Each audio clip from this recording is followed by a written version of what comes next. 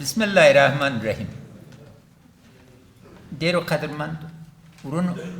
ډیرو قدرمندو خویندو، ځوانانو، مشرانو، علمای کرام، ولایتي شورا، ټول استازي د ولسي جرګې قدرمندو استازي له کابل نه ټول راغلي د امنیتي ځواکونو، ټول حاضرین د تالار ته لومړی تر ټولو د بشریت د پیشوا تحفه در وړاندې کوم. السلام علیکم ورحمت الله وبرکاته. جناب حاجي صاحب مدثر، تاسو خبره بالکل درسته ده. تاسو د ارګ دروازه یې او د ارګ کلیم داسې راکړله.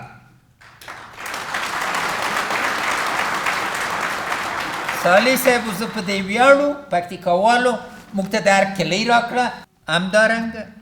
نن د پکتیکا له ډېرو درنو مېرمنو نه د زړه له کومې نه مننه کوم. 10 کاله مخکې خلکو ویلې په شرنه کې به د جلیو مکتب نه او تېر وار چې زه د راغلم تاسو ویلې چې لیسه جوړه کړه. نه یوازې لیسه ده، نور کارونه دي چې انشاءالله تعالی به کېږي. د پکتیکا مېرمنې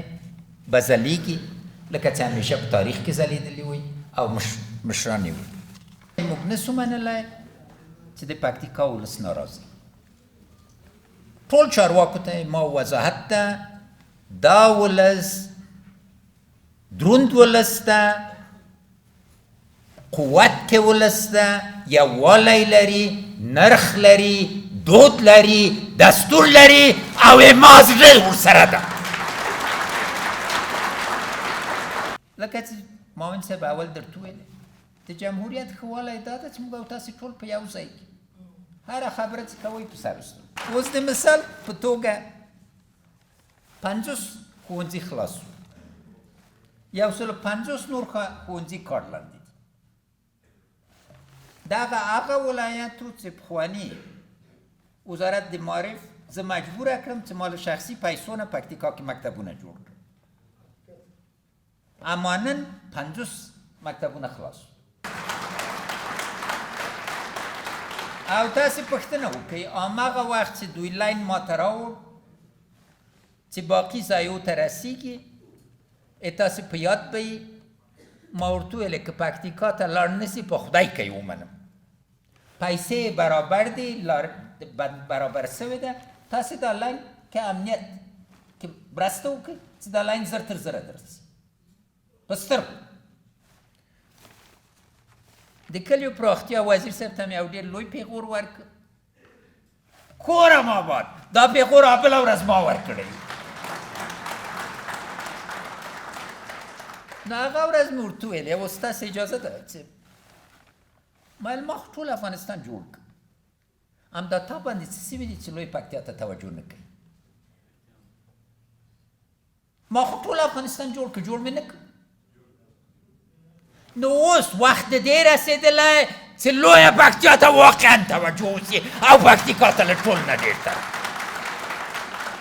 تاسې یو به اوبو کې مطلق یو میاشتې بعد تاسې راسئ، زه به د بندونو د پیسو نه د ټول پروژو سم ترتیب به زه تاسې مخکې کړم. ما ویلې چې پوروړي پوروړي یوازې د 15 کاله نه یو، د 19 کالو پوروړي. په دغه 2 کالو کې زرن څه او تاسې نورو ټولو وزیر صاحبانو ته وایم په دغه 2 کالو کې د 19 کالو جبیره به کوئ. لومړی وړاندیز دا راوړئ چې د کاروان د شهید کاروان په نامه د پکتیکا هوایي اډه زر تر زره نوم ورباندې کېښودل سي په سر. همدارنګه د زابل هوایي اډه به د شهید توخي په نامه سي. پکتیکا پوهنتون ته زه خو معلم یم او واضح ژمنه چې در سره نن کوم بېلې د نه چې نور ته ماتل سي. څه غوښتل یم چې د پکتیکا د پوهنتون په اړه کړي دي په سر وسترګو.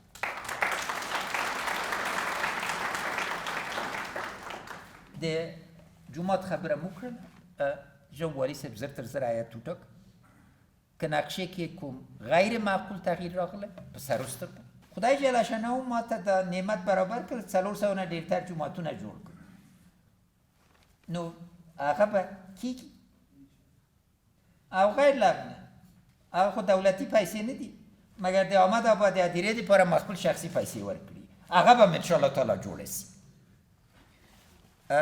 مګر دا ضروره ده چې زه پوه سم څه دي نور تعمیران تو دا به وسي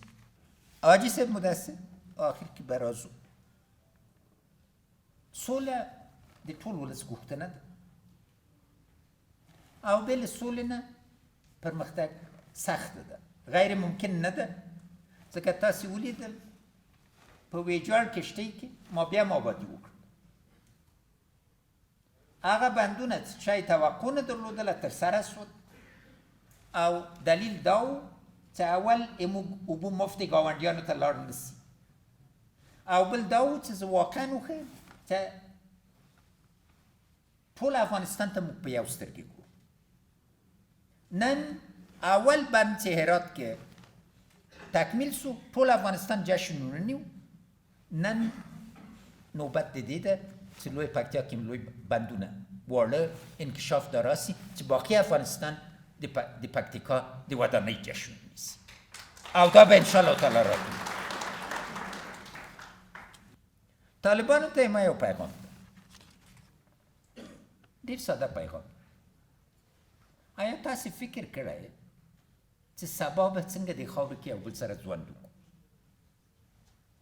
معاون صاحب او زه او نور ټول همکاران هم هره ورځ په دې پسې ګرځو اول تاسې بورې مېرمنې ته څنګه ژوند ورسوو تاسې څو نسله اولادو ته چې مکتب ونه لوسته څنګه زمینه برابره کړو تاسې مشرانو ته څنګه ځای د عزت برابر کړو تاسې څنګه ګډون په ټولنې کې په اقتصاد کې په ټول اړخو د ژوند کې راوړو یو موږ خو تاسې منلي یې چې یو منفي قوت یې نه منفي دی نه خو په زور د وژلو باندې ځان مطرح کوي راسئ ځان په مثبت قوت باندې بدل کړئ راسئ لاس راکئ چې ټول افغانستان کې امنیت راوړو ټول افغانستان کې وده راوړو دا پریمانې اوبه موږ خو همدومره دروغ ښودل چې دا اوبه د افغانستان افتخار او ویاړ دی دا د افغانستان معدنونه دا نور ټول شتمنۍ او مخصوصا دا اولاد دا ماشومان تو تم کتلی دي هر ماشوم د افغانستان یو ګلالی ده که نه دا جنکۍ چې نن سهر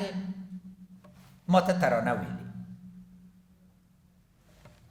له دوی نه څه غواړئ جوړ سي د افغانستان اتلانې لکه ملالۍ غوندې لکه زرغونه ادا غوندې لکه نازو انا غوندې یا تاسې غواړئ چې دا ټوله تمه تیاره کړي خبره مې دا ده سولې مذاکرات به انشاءالله تعالی بریالیتوب ته ورسي راسئ چې د افغانستان راتلونکی دا 15 نسلو ته چې بربادي یې لیدلې بېچارګي یې لیدلې بېچارګي هغه ده چې مهاجر اوسي او په نیمه شپه کې د له کوره وباسي پردي کور کې همیشه یرغمل سبا موږ باید دې وطن ته 3 میلیونه تر 15 میلیونه کډوال برته راولو یعنی ما غوښتنه طالبان ته دا ده چې راسې د افغانستان په راتلونکي باندې وغږېږي که تاسو کې دا توان شته چې حداقل ځان پسې وګرځئ په سر سترګو موږ یې منو چې تاسې طرحې څه دي که طرحې نه لرئ او یوازې تش شعارونه ورکوئ دا شعارونه باندې څوک نه غولېږي تاسې غولېږئ کوم څوک په تش شعارونو باندې غولېږي خبره دا ده دا ګس و دا میدان راسئ چې افغانیت ومنو اسلامیت ومنو د ټولنې کې چې پیدا سي غوږ کې موزان کېږي که نه اسلام موږ په وینه کې ده موږ په هډوکو کې ده اسلام ده چې موږ ټول کړي نو خبره په دې کې ده چې راسئ د حضرت ابوبکر صدیق د حضرت عمر فاروق د حضرت عثمان غنی د حضرت علی کرم الله وجهه سلسلې ته راسئ یا کوم بل لارې ته راسئ. موږ حاضر یو چې دا 40 کاله ناوړتیا ناخوالې ختم کړو. طرح هم لرو، قوت هم لرو، اراده هم لرو. قوت سته د ولس قوت